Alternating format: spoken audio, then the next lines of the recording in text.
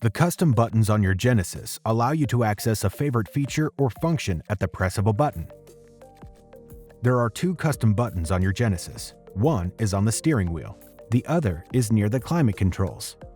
Each button can be configured to perform the same function or different functions. To configure them, press and hold the custom button you wish to configure.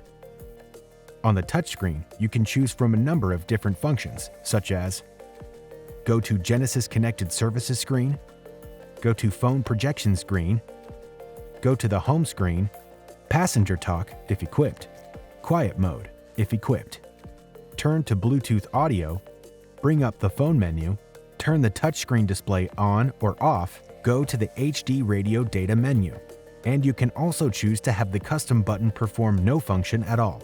Once you've set the first custom button, select the next one to set its function. You may see that functions for different custom buttons vary.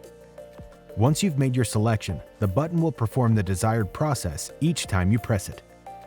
And you can always go back to change the function if you desire. For more helpful information on your Genesis, be sure to explore the how-to guides on the Genesis USA YouTube channel, as well as consult My Genesis.